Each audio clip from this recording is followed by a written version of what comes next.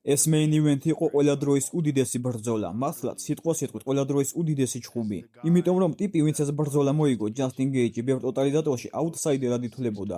მას გიჟური კოეფიციენტი ჰქონდა. კაცისთვის, რომელიც მსუბუქი წონის დროებით ჩემპიონი იყო, საუკეთესოებს შორის საუკეთესოებს ეჭყობა.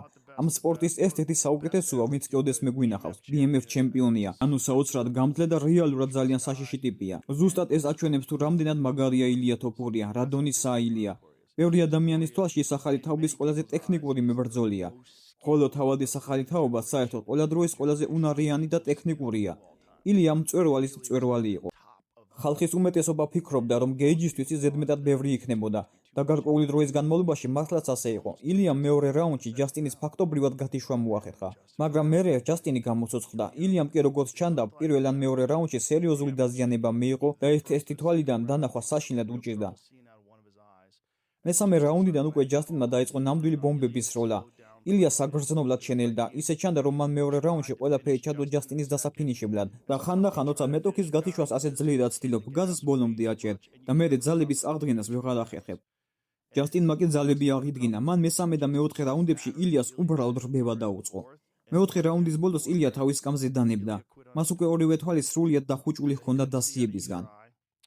ამასთან ერთად მიწაზე ყოფნისას კორპუსში მუხლის საშინლად მოხვდა. ჯასტინს ის ორივე ხელით ეჭიდა მიწაზე და მუხლი პირდაპირ ნეკნებში ჩააზილა. დაინახავდით კიდეც ილია როგორც შეიკუმშა ტკივილისგან. ეგ იყო რაუნდის დასასრული და მერე ჩხუბიდან გასვლა მოუწია. შეიძლება ფიქრობდეთ, ნეკნი გაუტყდაო და იქ სრულიად შესაძლებელია. მაგრამ ჩემი აზრით უფრო გადამწყვეტი თვალების დაზიანება იყო. ორივე თვალი ისე ჰქონდა დასიებული, საერთოდ ვერ ახელდა. ცხვირის წაშლილი ჰქონდა, სახეში იმდენი დარტყმა მიიღო. სავარაუდოდ ორბიტალური ძვლები ჰქონდა გატეხილი, იმიტომ რომ სახე ორივე მხარეს ისე ჰქონდა შეშუპებული. ტიპი უბრალოდ უცნობი იყო, ვერ იცნობდით. ეს ბიჭი მანამ მეჭიდავა სიტუაციას სანამ შეძლო, მაგრამ როცა ვერ ხედავ და მორჩა. და როცა ასე ნაცემი ხარ, ხანდახან გაჩერება ყველაზე ჭკვიანური საქციელია. ილია ძალიან ჭკვიანი ბიჭია და ვფიქრობ მიხვდა. ახლა საკუთარი თავის დაცვა შემიძლია, ვერ ვხედავ. ეს ტიპი კი გას მიაჭეს და მიმომტრევსო. მოდი დღეს ამით დავამთავროთ, შევინარჩუნებ სხეულს, შევინარჩუნებ ტვინს, თავიდან ავეწყობი და სხვა დღეს დაბრუნდებიო. ჯასტინისთვის კი ეს იყო ერთ-ერთი ყველაზე ეპიკური რამ, რაც ცხოვრებაში მინახავს. აი ასე მოგება, როცა ყველამ ჩამოწერა, თავად ამბობდა, ეს ჩემი ბოლო ბრძოლა იქნებაო. ფაქტობრივად საპენსიო ჩხუბი იყო. 27 წლისაა, საუკუნეა ამ სპორტშია. ამ სპორტის ყველა დროის საუკეთესოებთან აქვს ნაჩხუბარი და ეს მისი ბოლო ბრძოლა უნდა ყოფილიყო. ის ფიქრობდა, რა იქნება ქამარი თეთრ სახლში რომ მოვიგო. რა გიჟური დასასრული იქნებოდა კარიერისთვისო და ყველა ეუბნებოდა, კი მაგრამ ვერ მოიგებ, იმიტომ რომ ილია თოფურიას ეჭყობებიო. მან კი უპასუხა, კარგით ვნახოთო და ვაუ, მან ეს შეძლო და ეს იყო გიჟური, ეპიკური, აბსოლუტურად ეპიკური რამ.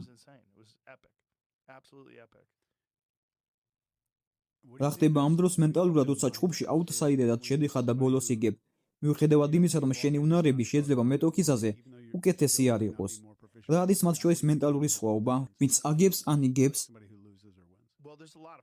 აქ ბევრი ფაქტორია. ერთ-ერთი ისაა, რომ ჯასტინი ყოველთვის წარმოუდგენლად გამძლე იყო. ეს შეიძლება უბრალოდ გენეტიკური თემაა. თვითონ მე ხუმრობდა ხოლმე ამაზე, მეცნიერებმა უნდა შეისწავლონ ჩემი მაგარი კანიო, იმიტომ რომ ტიპი ფაქტობრივად არასდროს იჭრება სახეზე.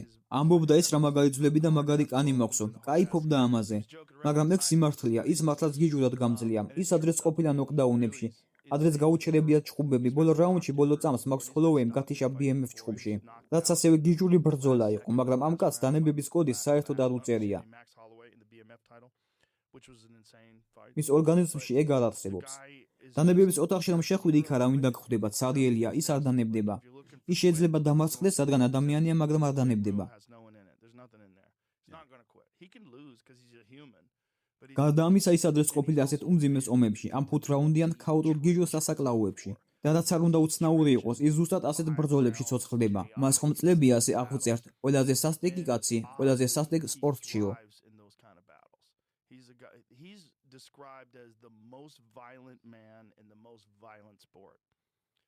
მასზე წლებია ასე ვსაუბრობთ იმ მომენტიდან, როცა UFC-ში მაიკლ ჯონსონთან ბრძოლით შემოფრინდა. ის უბრალოდ არაორდინალური ტიპია, ძალიან უცნაური და განსაკუთრებული კაცი. შეიძლება არ არის ყველაზე ტექნიკური, ილია მასზე ბევრად უფრო ტექნიკურად გამოიყურებოდა, მაგრამ ამას მნიშვნელობა არ ჰქონდა. ჯასტინმა იპოვა გზა დატყვევების მისაყენებლად, იპოვა გზა გადასარჩენად, იმ საწყისი რაუნდებიდან, სადაც რეალურად სერიოზულ გასაჭირში იყო და უბრალოდ შოკში ჩააგდო მსოფლიო. ეს იყო საოცრება, ერთ-ერთი ყველაზე მაგარი რამ, რაც კი ცხოვრებაში მინახავს. მერთო ჩემო, ნეტა იქ ყოფილიყავი, ბერს ვეხვეწებოდი, წამოსულიყვნენ მაგალითად. შეინ გილისი ფიქრობდა საერთოდ ასასულიყო და ვეუბნებოდი. ძმა, უნდა წახვიდე, ეს ეპიკური იქნება, ეს ერთადერთი რამ იქნება მეთქი. ეს არის კარიერაში ერთხელ მოსასვლელი ივენთ, ეს ნებისმიერი ადამიანის ცხოვრებაში ერთადერთი მომენტია. მსგავსი რამ არასდროს მომხდარა და სავარაუდოდ აღარც არასდროს განმეორდება.